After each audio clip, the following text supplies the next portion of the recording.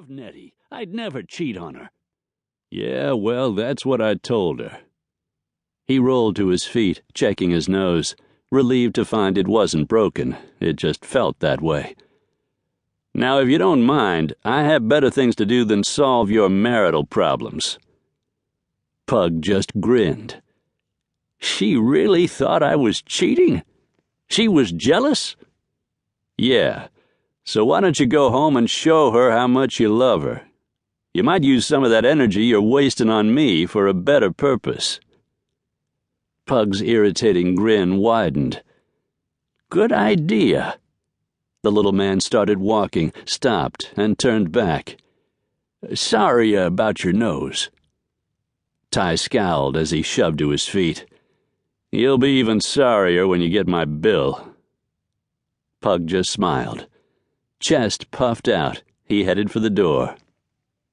The PI office occupied the lower floor of the house Ty's partner, John Riggs, lived in with his wife, Amy. It had once been the guest house on Ellie's Hollywood Hills estate.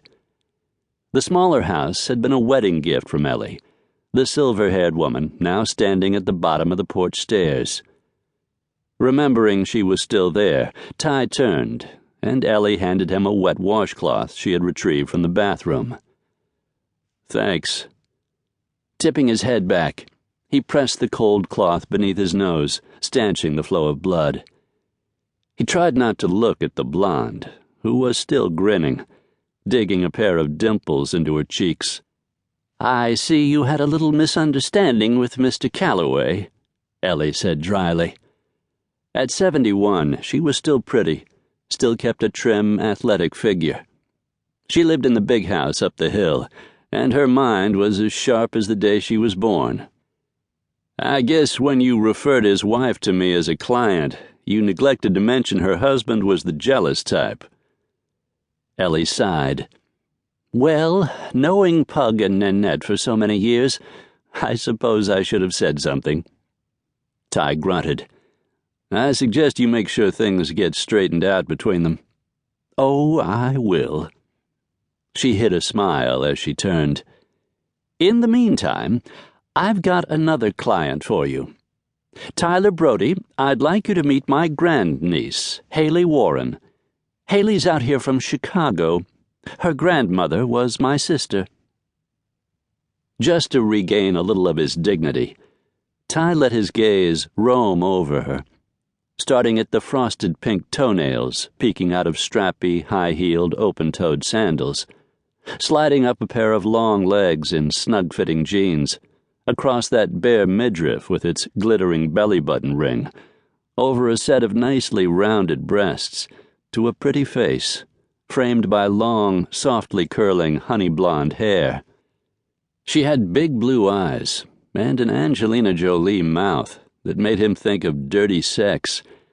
Maybe she read his thoughts, for a faint blush rose in her cheeks. Good. A little payback only seemed fair. Besides, she was a real pleasure to look at. Not beautiful in the classic sense, like some of the women he knew, but with those dimples and big blue eyes, she was way beyond cute. "Nice to meet you, Ms. Warren." The smile was gone, and she assessed him coolly. "And Ellie tells me you're a friend, as well as an investigator." "I like to think that's true." "Of course it's true," Ellie said. "That's why I know we can count on Ty to help us." Wariness slid through him.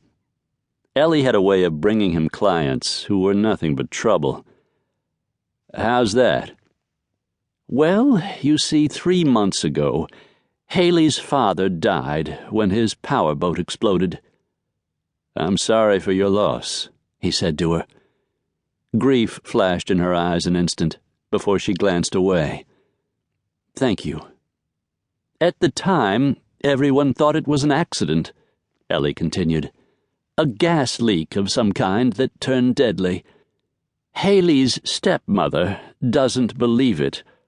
About a month ago, Betty Jean started emailing Haley, trying to convince her to come to Los Angeles and help her find out the truth." Ty focused on the